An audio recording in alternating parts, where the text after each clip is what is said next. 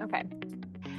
Hi, everybody. Welcome to another episode of the ACG podcast, Astrocartography, with Jen Canhos. Canhos. Canhos, that's right. No, I yeah, was shying away from that, but I it's was all like, good. Canhos to myself, Tia Rose No from worries. Wild Meridian.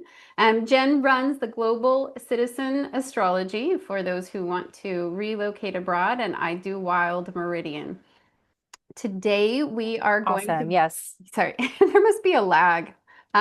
Today we're going to No be worries. looking at moon lines of three famous individuals, and we're looking at their moon ascendant lines today. Yes. Yeah. So it's first episode of a four-parter mini part, right? Of just the moon lines. We're gonna start we'll go in order: ascendant, IC, descendant, midheaven, right? And today we're just gonna be touching on the ascendant and what that moon ascendant line could indicate for you based on sort of kind of studying what it indicated for these people. Of course, it's going to be very specific to the condition of the moon and your own personal natal chart. As we know. So we're just going to be talking about that.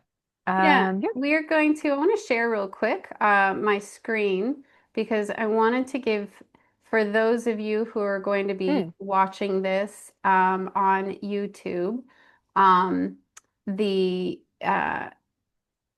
let's see if I can move my persons over here. So the case studies that we're looking at today are Princess Diana, Anthony Bourdain, and Barack Obama. Yeah, I feel like we got a pretty good variety there, right? Yes. Yeah, these three people had So, very public lives, and the locations that their moon ascendant line triggered in them told a really interesting story. Princess Diana, we're going to start with her. We can pull up her chart. Do you have her chart available? also we can let's touch a little bit on how moon ascendant lines, like how what you can expect from them, right? In particular, we're talking about with the moon, we're going to be talking about home, comfort, nurturing, your emotions, like those are the kind of qualities that come out in those moon lines. When it's on the ascendant, it's going to be more personal, related to you, also your appearance, how other people see you, really how you're feeling, a lot of different things. But essentially, it's like one would think of like the heart being worn on a sleeve when you're on a moon ascendant line.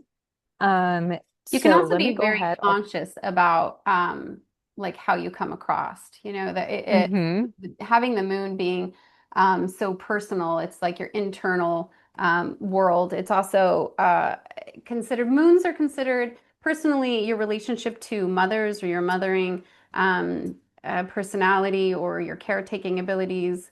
Jim Lewis said with moon lines, particularly for men, this could be difficult because it would trigger culturally, men aren't really into the Yeah. caretaking roles.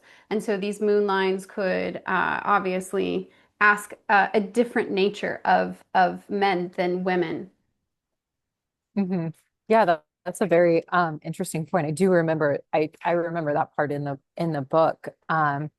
Yeah, speaking of, both of us are mothers, so Yeah, that's so please, please forgive us. This will probably be a short and sweet little episode. yeah. We've both relocated to Europe and are in the process of finding homes.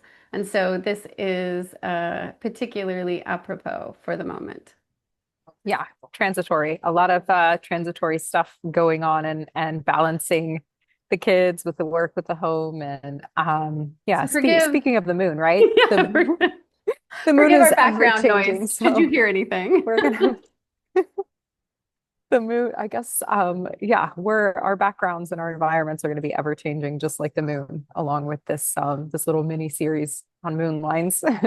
Yeah, All Jim Lewis right. said something really interesting about the moons, tying it to Mhm. childhood relationships, because when we are very young, of course, we look for our attachment styles with our mother, and the moon often represents that. And so one of his statements in here is children come in all ages, sizes, and shapes. I, I which love it because it's so, so true. Um, Princess Diana's chart is July 1st, 1961, a Saturday. She was born at 7:45 p.m. at Sandringham, England. We're using whole sign, true, no, okay. tropical, geocentric astrology for this. Her ascendant should be 18 degrees Sagittarius. Okay. Yeah, I know that for a while there was a bit of a an unsureness of her actual birth time, if I recall. Um but I think the Sagittarius rising has been the settled on. This is her settled on chart. I think it was proposed at a certain point in Libra rising, but the Sag rising, this is the one. Do you see the screen or do I need to share? I think you need to share. Okay, perfect. All right, let me see. Let's go. And we're good. All right. So if you'll notice, her moon is opposite Uranus. Mhm, I picked out two aspects for each individual that I thought were of noteworthy mention. mhm, Her moon is in her third house of communication, along with the South Node in Jupiter. Their moon's at 25 degrees Aquarius. And mhm. Uranus is up here at 23 degrees in the ninth house of Leo. And with that planet of unpredictability and the moon representing Mhm. emotions. I imagine there this opposition of emotional instability, like just on a personal level. Oh yeah. And it's interesting Mhm. having a moon in Aquarius. Aquarius isn't necessarily like a very, I wouldn't say like maybe warm. It's not, right? It may be more, you might get, how do you want to say this? The warmth that you might feel from that placement is going to come from the humanitarian flavor of it, right? So there might be Yes. like a caringness for the people or the fighting for the cause or whatever. But as far as like an actual like being in touch with your emotions, it's not that type of placement is a very much thought oriented type of moon placement. It's a very much impersonal, right? Yeah, Having and many down there, acquaintances and no real and not as many close friends or yeah. um I've heard also that her relationship with her mother, right? That also might come to play. Was that you telling me that, or where did I hear that Oh, she I had a don't know, but yeah, I difficult, mean that's probably yeah, definitely because the moon will represent the month seems, in your own life, yeah, and it will also uh-huh. represent how you come across emotionally. And with in Mm-hmm. Aquarius in her third house, like Jupiter there helps her with the luck of speaking and communications. And in Aquarius, it's about the people. She was huge into humanitarian work. Um, Mm-hmm. the other placement I wanted to mention was the moon square Venus. Now, this suggests that there's struggles with relational harmony. Mm-hmm. Definitely. Yeah, that's a big one. So those two things are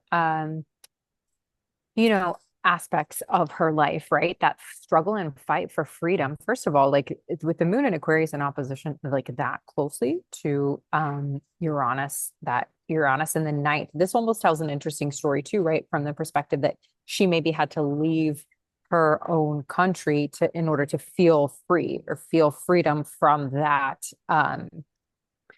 Yeah, the let's, pressure and the everything that came along with what she married into and what she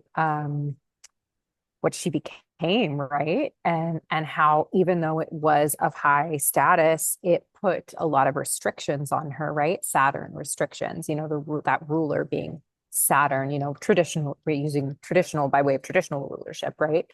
Saturn ruling over that those boundaries, those limits, those restrictions, and that inability to feel or be free. And that the thing with oppositions too, they're like a tennis match, right? It's like you don't get to ever feel like you're fully like you get both at the same time, right? It's like the ball's either on one side of the court or the other side of the court, and you're going back and forth. Yeah. And so it's like this like balancing act, or walking a tightrope is another good way to say it, of um the attainment of freedom for her, right? And I can imagine this probably came into play even with her own children. Like, this was her mother's story, the story of motherhood throughout her whole life, from her childhood and into her also becoming a mother, right? Because And it was so young. I mean, she was so young yeah. when she married Hmm. that family. There was a naivety that Hmm. came along, and with that Chiron in the fourth house, you just see like how that can be at play, and that like Hmm. Venus in the sixth house, it's work. Like she could love her Yeah. work, which ultimately she did, but it also means that Hmm. sixth house of and she did struggle with like body image. The sixth house is body Hmm. and health, and she Service, yeah. It's linear. well, Yeah. I mean, it's well placed and everything in Taurus, but then it has Mhm. that, any square to the moon is not easy, because it really it affects our emotions. It can also, even the moon sometimes, I think in ancient astrology, also represented the physical body, right? So Mhm. it's I mean, our emotions are connected to our physical body, right? A lot of times we feel things first, and then within our minds and in our emotions and everything. Yeah. And then Yeah, particularly with sometimes then it women, we manifests in the know, body. Yes. when there's a Hmm. disconnect and or difficulty that can manifest in health issues, for sure. Hmm. And then what I wanted to point out is when she did move away, and she started her humanitarian work, it seemed like once she got on the world stage, Hmm. she blossomed, right? Like her ability to speak for Hmm. the people, to feel for the people, and she did. She connected Yeah. so Hmm. deeply. I loved Princess Diana. I mean, I still Oh, do. yeah. I just felt Uh, like such a deep connection to her, and I loved that she was so publicly for, um, like for the betterment of everybody. She wanted everybody to be hmm. okay, and I loved that Hmm. about her. And she was so vulnerable with appearing that way. And one of her biggest um, nonprofit work that she did was in Africa, in Yes. Angola, where she was helping clearing the landmines. Hmm. A nonprofit work that was continued on by her kids, by Harry. Um, and now Meghan and Harry, I think, continue to try to support that as well, even now that they're back in the United States. Hmm. So let's pull that Yes. up because that Yeah, for sure. that is where her moon moved Yes. to the ascendant. So Luanda, Angola Hmm. was the town, and her moon moves into the first house at 25 degrees. This is a place where I think she felt deeply emotional, like a huge connection to her Hmm. humanitarian work. Um, Hmm. she felt free from royal constraints, authentic, and I think this is where she really was seen for her caring nature, was Right, in right. Africa. Yeah, definitely. I mean, and I think of her like when I remember, I mean, I was very young even when she passed. But I think of her and I remember her in pictures with children, in Africa with, that like that's how I think of her and that's how I remember her.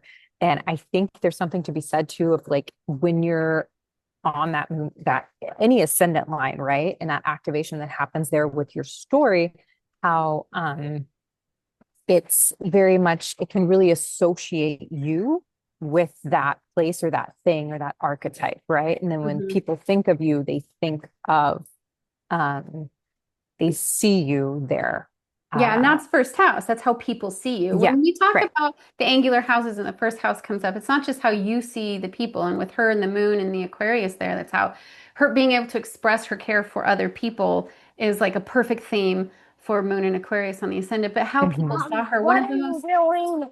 famous pictures was her walking in that body gear across the landmines in the minefield of Angola.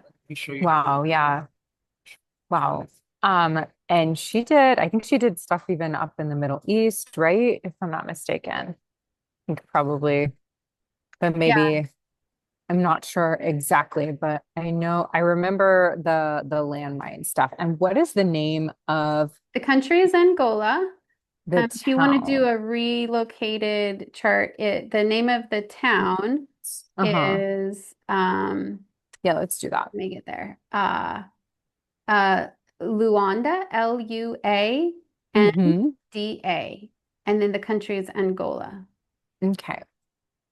And I was just wondering too, she's got a nodal line running there too. So like that node is also that Yeah. north node is Yeah, that her karma's coming for her. That was, I mean, yeah. when you have a north node that's the head of the dragon, it's something you're always hungry for, you know, Mm-hmm. like it just overemphasizes for her anyways. Luanda, Luanda, Okay. and then Al and Angola. Yeah. yeah. Awesome. Okay, let's see now. All right, now this is the details, right? These are the details of that. And look at that, like, so I don't notice she had a yod in her natal chart, but she Mhm. must. Of course she does. She's, Yeah. oh, but this no, but here's no, maybe she didn't, but here she does, right? Yeah, And no, this is what she she had hears it's a pointing to her yod. ascendant. Hmm. Well, So in this is her one, natal chart, she has a yod pointing to her north node. It's not a okay, planetary yod. makes sense. But then when we move her to um, Angola, she's got one in her seventh house. Yeah. It's pointing to her ascendant, right? And it's with between that north node, um, Uh-huh. also a little bit of that Mars, and then Mercury in that sixth house of service in Cancer, of course, and it's pointing towards her ascendant. I Hmm. always take into consideration these odds that show up in relocated charts, right? Because Oh, it yeah. I've noticed it shows that there's something there for that person. Like you're almost like it's like as it's called, right? The finger of God aspect pattern. That you're Hmm. kind of being shown like this there's something here for you, right? Hmm. This is the thing to do here. And it is interesting too that that's also there, right? Pointing towards her ascendant, herself connecting that node and then that Mercury in Cancer, that sharing of communication, that nurturing aspect of herself, right? Because it's an interesting combination to have with the sun in Cancer and the moon in in Aquarius because it's almost there's that like it's almost like a reversal, right? Because obviously the moon is at home or the moon is at home in Cancer. So you're getting like this reversal of what am I saying? Like the yin yang archetypal type of thing here, right? As of course the moon in Aquarius is Yep. less emotional, less comforting, less, but then of course Cancer very much is. So you're yeah, where am I going with this? What am I trying to say? Well, Um, because you've got the moon in the first, and the moon is ruled by Cancer, and the Cancer in mhm, the sixth where the sun is. And so you have this sun, which is often a powerhouse in any chart, mhm. highlighting work. And Cancer is Yes. home, family, people, caregiving, um, Hmm.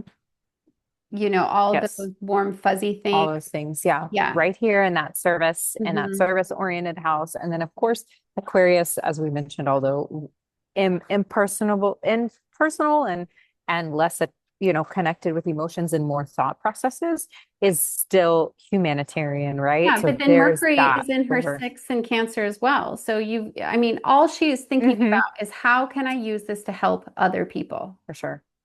Yeah, for sure. And she did. That's all she wanted to do. She loved her work. Hmm. And I love right here, you can see how Saturn moves into her 12th house. Saturn here in this Hmm. beautiful exaltation in Capricorn, it's ruler, and in 12th, Yeah, both. it frees her from the restrictions that Saturn Hmm. put on her work by Definitely. putting it And in the 12th house. You're like, here's your hmm free reign. And Um, so, well, Saturn gets its joy in the 12th house as yeah, well, right? I Those mean, planetary joy schemes. I love them. And they really, it's literally, so it's kind of the best place and, house that Saturn can be in. One of the best places, of course, also Libra or Aquarius is well mhm, for Saturn, but yeah. Saturn being in Capricorn, its rulership, then in a house of its joy. very much like taking, it's like there's this duty and responsibility to give. The 12th also is a service oriented house, right? As Mhm. well. It is about like what can you do for other, it's about the dissolving of the self Mhm. and into like everything else and how to Yeah. yeah, Yeah, the and sixth and the having 12th, very service oriented. Yeah. yeah. Mhm. And this is just one aspect of her chart, but it is a great example of a relocated chart with Moon on the ascendant and how that Mhm. can play out in a literal way in somebody's Mhm. life. And that's Yeah. Princess Diana. Yep. And that south, I mean that south node conjunct the moon and then the north node being conjunct Uranus, man. It's like you're getting like where it's like she came here to be revolutionary, to be innovative, to do and in this way that's loving and generous and to shine that shining light, with Leo. It's No. so lovely and beautiful, right? Yeah. Um, so that's really a great example, right? Of the moon on the ascendant, right? Humanitarian, like she's activating those that aspect of her chart on herself, right? As her who she is, Yeah. that humanitarian, Yeah. um, like intellectual, right? And then you look down here at the fourth house, the series, and the IC with Venus, like she Mhm. feels at home, That's true. being That's a good very point. caring and loving. This is such a supportive place. I bet she felt just so at home, in Africa, doing her thing, That's being a of very service. That's also a very good point from the perspective of like feeding, right? Like Yeah. Ceres is very much like the archetype of Demeter and Persephone, where it's like that it's associated a lot with food, right? Because of the Hmm. grain and all of that. And it's like, and in a Taurus placement where you're really like Yeah. giving, The earthy feeding, Taurus of the like actual, earthing, like like there physical, to yeah, like, yeah, gardens and yeah, materials, yeah, feeding, nurturing, food. the land and then people from Mhm. that part of the world. The icy is literally the earth beneath All right, you. let's move on. Let's pull up one of my favorite people as well, Anthony Bourdain. Oh Um, my gosh, I love, loved yeah, his chart. yeah. June 25th, 1956. Another Cancer. Mm-hmm. Um, and the time. 8:35 a.m. New York, New York. Okay. Anthony Bourdain, I love this guy. So his moon is in the sixth house in Capricorn at 28 degrees. Now, for this moon, this is an emotionally private, driven, restless, underneath the surface kind of energy. Yes, and let us remember as well too that the moon is in detriment and Capricorn, so it's a little bit more um barren, right? It's not going to be as fruitful per se. But it is, yeah, though you look at that ruler though, that sun in the 12th house. Well, first of all, I just want to say, and this is like a little off topic here, right? Because I know we're just um, delving into his moon and then how it that connects and affects his moon ascendant line. But I was fascinated by this chart. I had not seen his chart before. Yeah, And so I was really fascinated by so many different aspects of it. First of all, that North Node, soul, purpose, and Sagittarius in that fifth house of like, creativity, having a good time, having drink. I know travel, I like to belief, drink, expansion. travel, Yeah. Oh exactly yeah, with the drinking. Sagittarius. That ruler being Jupiter, not, it's not right on the ascendant, but it's close enough that there's like a story there, right? With like him shining and being connected in that way with that purpose, that conjunction to Pluto. Um, you know, Also bringing that layer of his depth and intensity to it that I know he did struggle with addiction, right? Sun in the 12th man, that really is very common. Also depression. Um, Anyways, my fiance is very anytime anybody passes, something happens to somebody that's like well known, he always gets like goes into conspiracy on it, right? Like he did not think that Anthony Bourdain took his own life. And not to get morbid with it here, right? But I had never seen his chart before, and after Yeah. looking at it, I it seems like he probably did. Um, Yeah, it's a not, strong yeah, possibility with that yeah. for sure. He doesn't have like a 23 degree in Leo. They're close to it. That Hmm. 23 degree in degree theory is also known for like Mm, things and suicide. But yeah, with yeah. the moon in Cancer, whew, very emotional in the 12th house, In the 12th, so illness. right off the Yeah. bat, that can indicate depression. Hmm. And then also, the malefic in the eighth house in Hmm. Pisces, where it's Yeah. very sensitive, very emotional, holding on to those emotions in ways that Yeah. are that can be really hurtful, right? That Yeah, are, and Mars is yeah, often associated with the masculine. yeah, And in Pisces in the house of death and rebirth and depth, and it's the one of the signs of of deep emotions and connection to the underworld. Yeah. absolutely. And it's interesting. One of the things, like another thing my fiance is like, that fascinates him is like, this is terrible and morbid, but he always likes me to look up like people who have passed earlier Hmm. than they were meant to Yeah. um, pass. And I've noticed a theme, and this is not to say that this is probably for anybody that this would happen to if you have this, but it seems to be that when the malefic, contrary to sect is the way you say it, if it's right, Mhm. is in the eighth house, that can sometimes be an indication, I'm noticing, right, of a difficult passing, right? Maybe a passing before an early death, so to speak, and then also Mhm. maybe a more difficult one. Anyways, I've noticed that, not to, No, not it's that if okay. I anybody mean, has that, yeah. yeah, I mean, don't it freak isn't, out. it's a very interesting aspect of astrology. Hmm. Ethically, we don't like to try to predict other people's 100%. passings, but Yeah. it is something that astrologers can privately study in depth, and it does bring an interesting, because just like in life, it's all a cycle. And with ancestral astrology, it can show what we believe to be our past and Hmm. point us to where we're heading in the next life, if you Yeah. believe in reincarnation, which I do. Right. I So do as well. Absolutely. And yeah, like you said, ethically, like it's not something that's ever brought into consultations.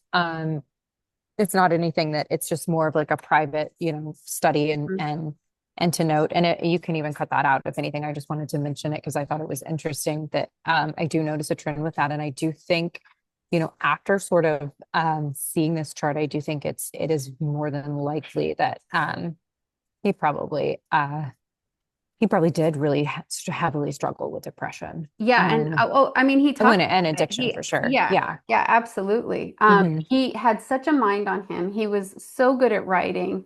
Hmm. I read several of his books, Oh and yeah. I loved the way that he talked about culture and Hmm. politics and people, and the Oh places yeah. that he ate were just like regular, ordinary. There was very few places where he went and just did like Hmm. the super bougie thing. He was such a Oh down yeah. to earth individual, he was So really, so down to earth. really relatable, which I think is just something that people really appreciated about him. For Um, sure. Yeah, Parts Unknown, right? It was for called parts Parts unknown. Unknown. So yeah. Yeah. Yeah, And that Mercury and Gemini, man, and that Venus, like that's the writer, and conjunct the South Node, right? The South Node can be your gifts, right? So to have Mercury and Gemini and then conjunct the yeah. South Node, gifted writer for sure. Oh, yeah, Um, absolutely. I Gifted mean, speaker, gifted with, and he did, like, he was so poetic with, oh, I remember yeah. a show, like, he was so poetic always in the way that he And spoke. I It's wanted to point beautiful. out that his Hmm. moon is Hmm. quincunxed the Venus, which is this Mm. awkward tension Hmm. between comfort and longing, which I think really played out in his Yeah. writing styles.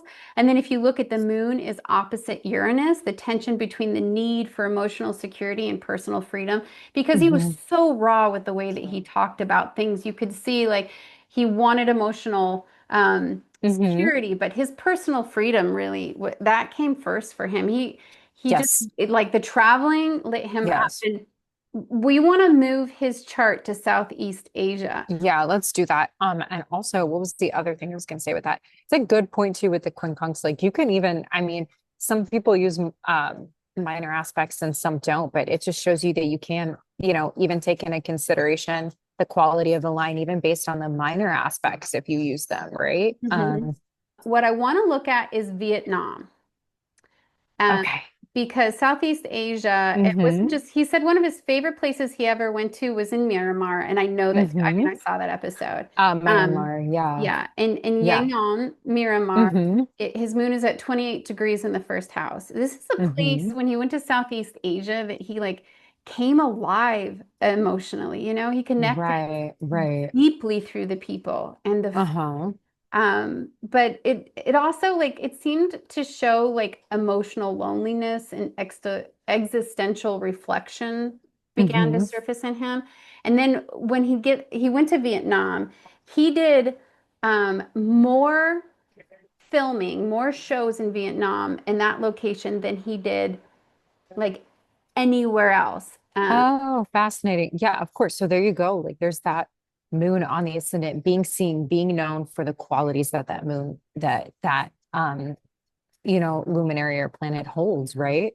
Yeah. And culinary too. When you think about it, it's like it's very much under the domain of the moon, the culinary Food, arts. comfort, And sustenance, totally. you And then know. also, being that Capricorn where it's like from that approach of business, right? That was his hmm livelihood, that was his hmm work, that was his and then to have that front and center On the there in ascendant. Yeah. in that location of the world. It's a really good example. Yeah. I bet he felt like he could get a lot of work done, like work that meant Hmm. something to him that he could be Hmm. proud of.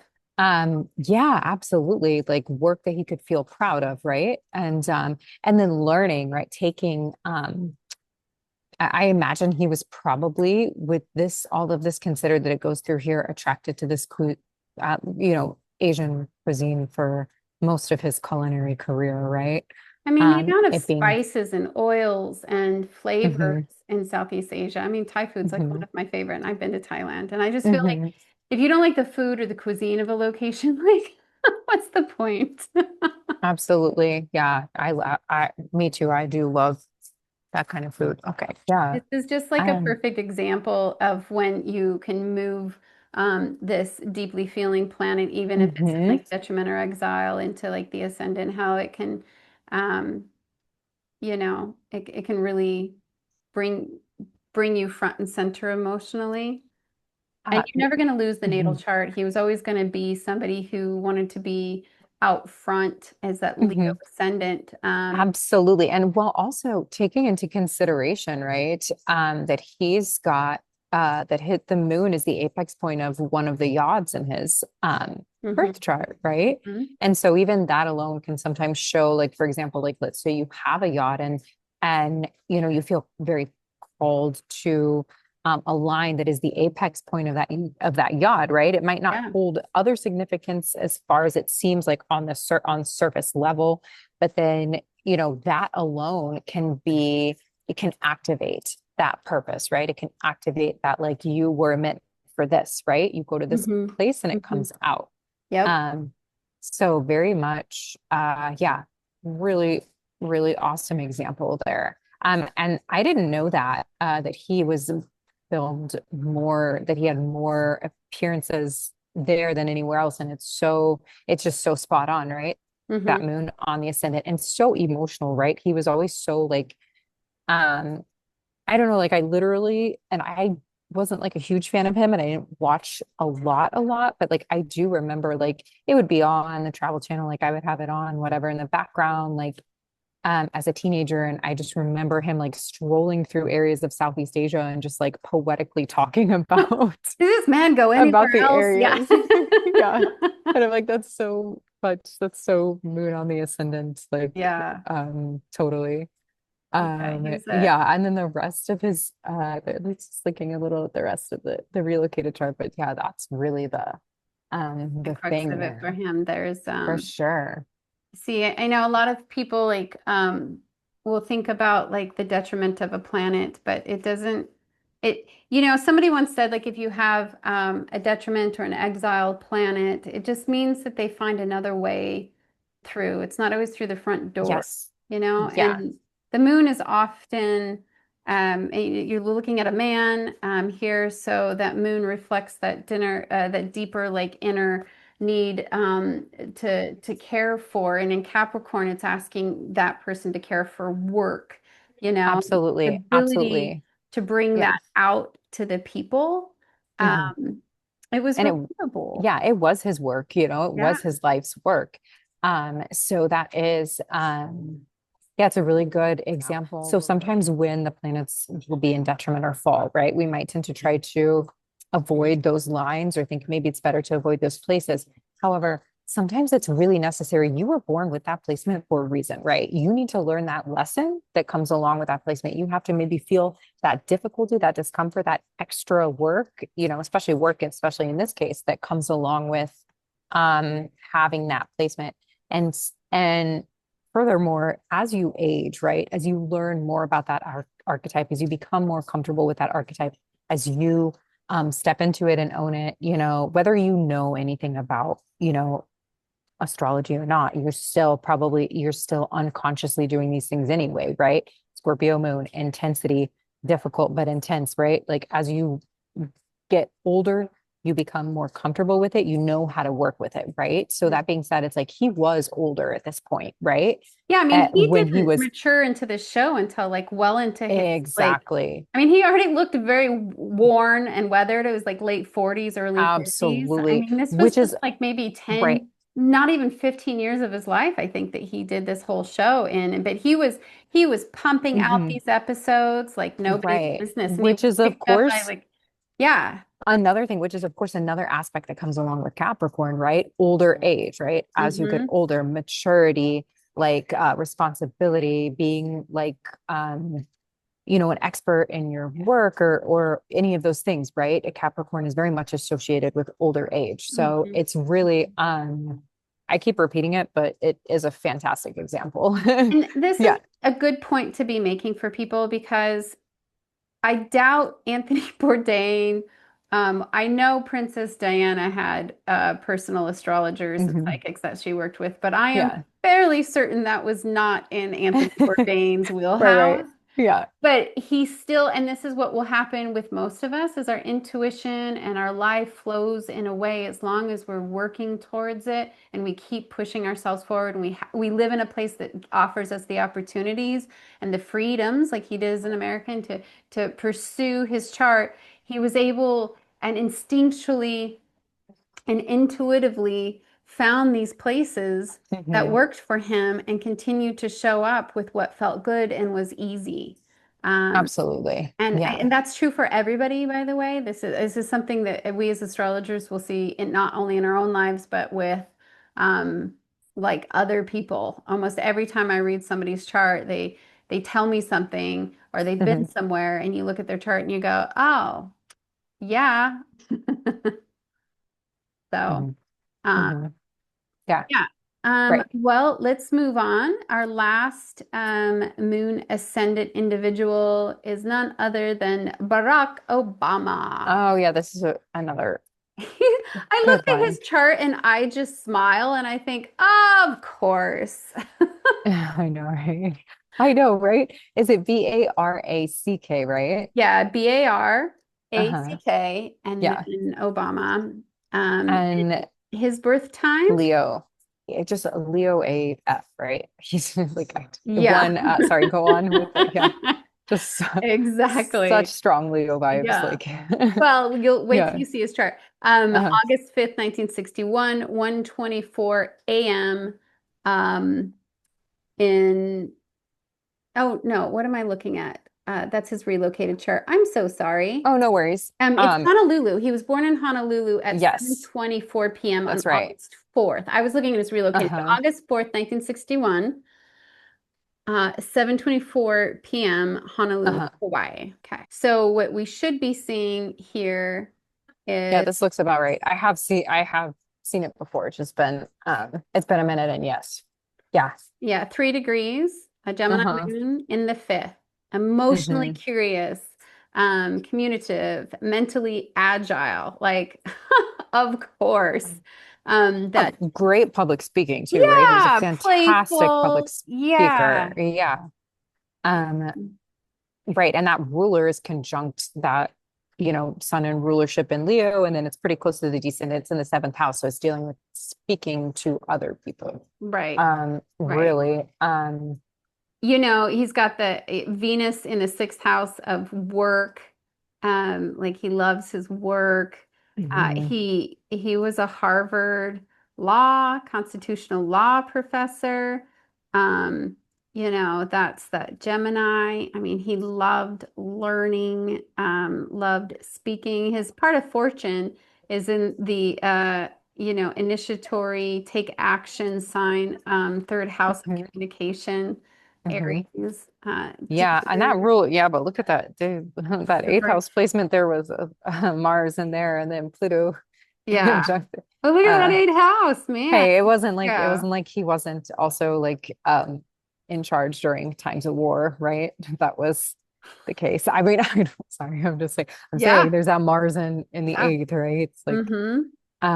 but once again, Mars is he does have a night chart, right? So Mars isn't Mm-hmm. his difficult guy. Well, just barely, right? He's just barely Barely, yeah. below the descendant. Yeah, but if you look Um, at his life, it's definitely a night chart. I mean, yeah, yeah. he could, I don't know if you've noticed that, but you can get vibes for like you get the vibe from the person if they're a day or night.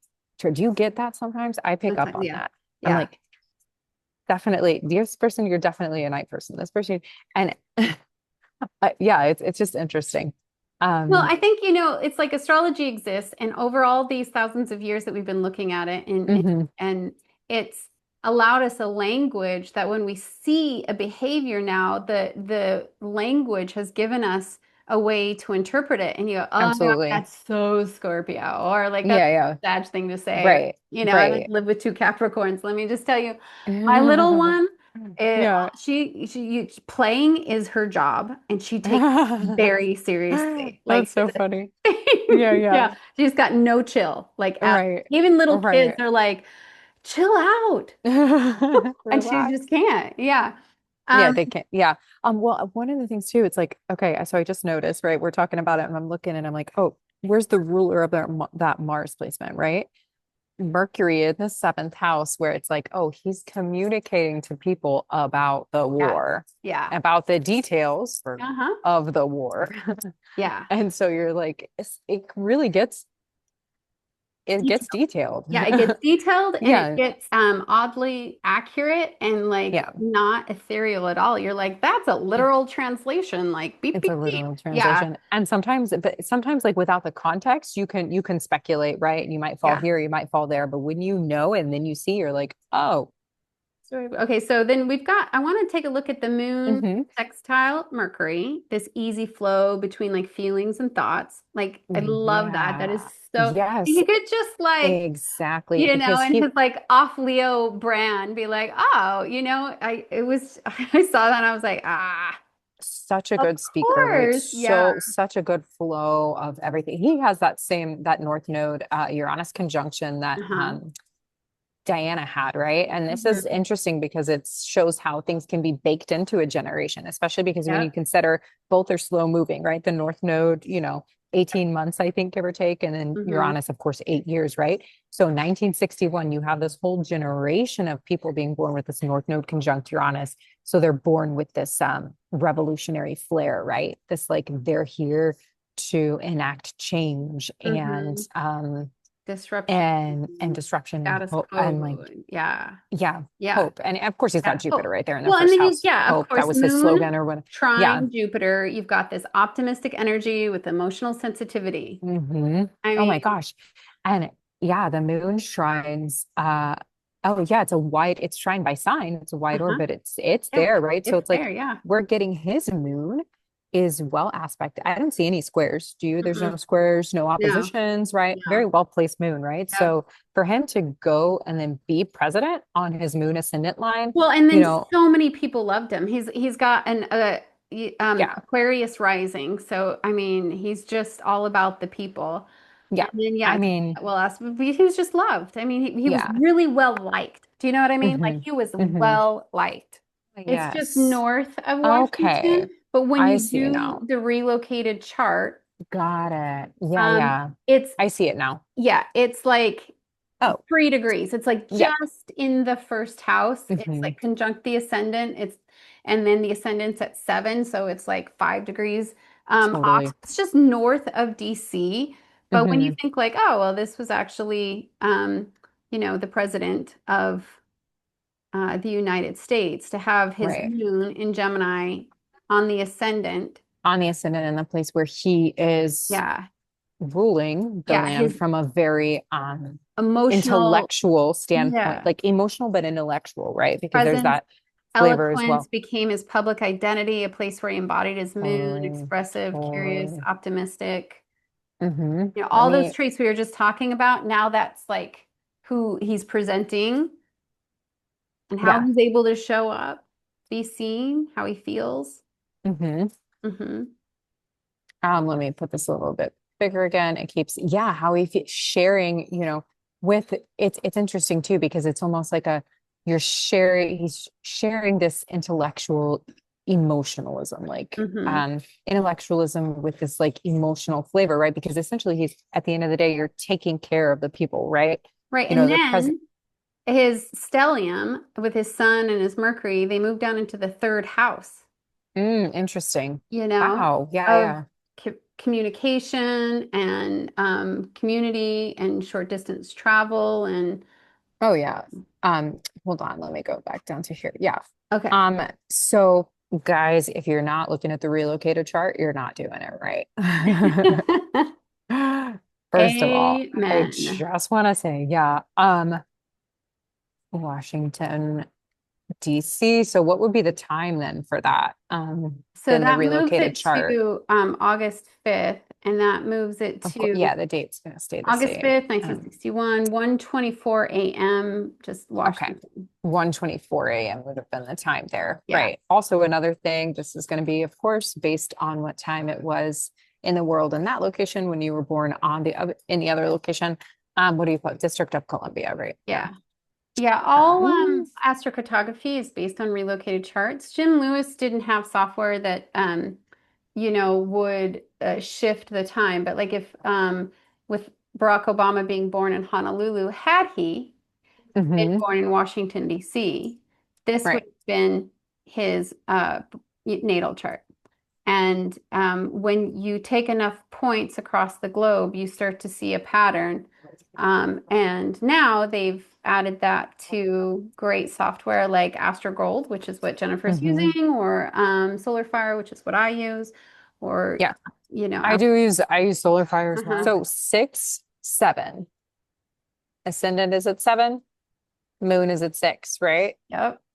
Right there. Yeah, and And this is where like it's so much more like helpful and accurate really at the end of the day to be looking at the relocated chart rather than the map. well, because Why so is many this people think if they just go to a line, right? They don't understand that because the planets were imprinted at that time, they also move to different houses, right? Like yes. it'll give you an idea of like how this person appears, that's the first house, or how it might feel in your home Hmm. life in the fourth house, Right. or how your relationships stand the test of time, Exactly. like in the It's the seventh house. full Yeah, it's like it's the full story, right? yeah. Like you Um need to know when you go somewhere, like, okay, this is going to be mhm. really good for money making, but I'm going to tell you right now, with this thing over here, your relationships can be, or, Exactly. your money Right. story is going to be one thing, or your health is going to be another. Yeah. And So, it's always important to remember that no place is ever going to be perfect, you no, know? exactly. Like lessons are important and necessary in life in order to grow. Yeah. Um, yeah. So interesting things here. Yeah, Hmm. it's also the Sun IC line, right? And Yeah. Uranus IC line, which is interesting too, because that's like a chaotic home, right? Well, there's, Like I mean, you that's saw a the before and pretty after chaotic pictures of home. his 8 years, right? Like he was Yeah. handsome going in and like rough Yeah, for shot real. afterwards. It was, you know, Yeah, it's true. it's not It's an really true. easy, yeah. No, it's not an easy gig, but the sun, of course, in its own rulership, the Hmm. sun, a sun IC line for a Leo is literally like I call it the king of the castle line. the king of the castle line. And it is interesting because it's like, this is such a good example of that. I know we're here to talk about the moon on the ascendant, but just Yeah, that one is so striking. It deserves its own. Yeah. When we get to the sun icy but it line, I think we uses, can yeah. definitely pull this one up. But the moon on the ascendant, like sharing with the people. Also, furthermore, like you think about the moon in the United States chart is an Aquarius, right? So I'm not sure the degree of it, but there's a shrine by sign here, at Mm-hmm. least. I'm not sure how closely that shrine might be to the degree. It could be pretty close. The moon can represent the community and the people, right? Especially in the nation's chart, it represents the people. So this is very much about like speaking to the people, Yeah. right? Mm-hmm. Really a great example. And then Leo, right? Being generous, being um hopeful, being because there's that ruler. It's very important to take into consideration the ascendant ruler in the new location because it's going to tell everything, right? Yeah. Um, Having it right next to the yeah, sun in the third house. And it's sun, like, yeah, third house communication. Everything about this is mm-hmm. so communication related. Mm-hmm. Um, and yeah. The only thing, of course, yeah, we see that Saturn in the eighth. I mean, there were hidden important things. Um, I mean, the 12th is typically more government, right? Hidden government stuff. But the eighth, I think, can also indicate because it's also more of a hidden house, right? Mm-hmm. Having that placement there, that Saturn and Capricorn there, yeah. Being in charge, being climbing to the very top um of the ladder. And I mean, yeah, a lot of things about this. Yeah, if there's anything else that you can add to that with the moon being on the ascendant for him in that location and being in Gemini and how what that means. And sometimes new aspects will show up like here he's got a square in this location, and this is important to take into consideration as well, between his ascendant Mm-hmm. degree in Washington, D.C. and Pluto in the fourth, right? Which is like Yeah. Pluto can represent Transformation, government, power. yeah, Yeah. government, And with the um, Mars right there, exactly, 15th house. He's power got is a yod mhm, between Saturn and Pallas. Saturn in the eighth house at 25 degrees and Pallas at 24 degrees in Pisces in the 10th house. And they both point down into the third house of mhm. Uranus. Oh, did you see that yeah, because I don't use Palace in this. Did you see Yeah. that on your own and you were Yeah, checking I that out? do. Yeah. Uh-huh. Well, and Uh-huh. I just like Palace because of, Yeah, yeah, no I've got worries. I've got a lot of things stacked up in my 12th house of Virgo, Yeah. but it's just It's there. Yeah, whatever resonates with you for yeah. sure. We're like as far as the asteroids go and everything, Mhm. asteroid Yeah, it yeah. sits right here. So Hmm.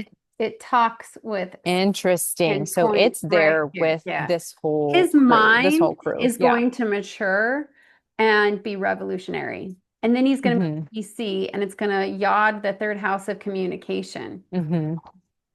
Yeah, so much of this. I mean, in that North Node being there as well, right? And I then mean, of it just course, shows, of course, he was going to get reelected. yeah, yeah, yeah. He Oh, all probably of would have that. done a Yeah. third term. But I'm it is really interesting that legally allowed. square with Pluto in the fourth, which the fourth Hmm. represents the home, the land, right? The people. The fourth can be that house that represents a nation, right? And it's home, right? Because it's Yeah. home. So that square from the ascendant to Pluto is interesting because if you could think of anything that, like, especially even coming from people that were on the left Democratic side, like what was the issue that they may have had with him, it would have been the war, right? Yeah. It would have been the fact that he stayed in the war, that he didn't pull out of it, and all of those things. And that square from the ascendant Yeah. and himself and how he appears to others to Pluto, which When you got Mars down there, so Mars is there yeah, as well. But he yeah, wasn't gonna, there was no way that his hmm personality hmm was gonna get, yeah. I mean, no, we could have looked at that at the time and been like, not gonna do it. He's gonna stay. yeah, Yeah. yeah, for So, sure, exactly. Yeah, like it's going to be that yeah, that intensity, that power, and he may not have had like any control over the matter, right. right? Because what do we know, right? As far as behind the scenes, it may have been like this may have been that he had to To the best of his knowledge, because he's a very thoughtful individual, Exactly. Yeah. with this, you've got the two With the signs of signature. Yeah. Gemini and Virgo. Hmm. Like he thought that that was the best course of action. Yeah. I That's mean, a good way to put it. that's exactly what Actually, that said. yeah, that's exactly what that means. Yeah. Even though appearances, right, the ascendant may not have Hmm. made it look so, wasn't a good look for him, for a lot of people, right? Yeah. Squares to the ascendant can be really hard, especially when they're coming from Pluto Yeah. or Mars or Saturn or any of the Yeah. difficult, but any square to the It ascendant can be probably didn't hard feel good to him, but I bet um it was the best course of in a action that he location. thought of it. Yeah. So, Yeah, for sure, for sure. And this was, yeah. I mean, it's what it was, what it had to be, XYZ. However, I will say this, like I squares to the ascendant are my hesitancies in relocation consultings, right? Where it's like because that's you, your sense of self, it's how other people see you, it's how you feel, it can be your physical body. So Right. sometimes a little hesitant with squares to the ascendant, because Hmm. your those aspects to angles will shift in different places that you move, right? Yeah. And I've had difficult histories with squares to the ascendant in locations, and so I'm a little bit and yeah, this is just kind of a good example of how that manifests and is tricky and not easy. And, but that's just it's also a minor detail in the whole picture and scheme of things, right? Yeah, I mean, it was a really Um, big job. I don't know if he really exactly, turned it down. He exactly, worked so hard to get exactly. there. And then, Yeah, no. And so, still he's on there's that king of the castle line. yep. Yeah. Uh-huh. Oh. Hmm. Well, this All is right. awesome. That was great. I think Okay. those are really good examples. Yes, those Yeah. were great examples. I think we covered it pretty well, pretty Hmm. thorough. Yeah. The moon on the ascendant line has a way of calling forth the deep human need to belong, to nurture, and to be nurtured. It brings emotional visibility, personal vulnerability, and a strong pull towards connection, sometimes to great acclaim, other times to deep internal unrest. For Princess Diana, her moon illuminated her as the people's princess, beloved for her warmth, compassion, and emotional authenticity. Yet it also magnified the loneliness behind the public facade. Anthony Bourdain's moon line traced through places where his sensitivity to culture, people, and pain came alive, fueling his storytelling, but also servicing his private battles. Barack Obama's moon strengthened his ability to connect with the public on an emotional level, carrying the empathy and steadiness that made him a unifying figure in turbulent times. As Jim Lewis, the founder of Astrocartography, wrote, "The moon on the ascendant brings one's emotional life to the forefront. You are seen not for your roles, but for your heart, raw, exposed, and tender. Here, you cannot help but feel."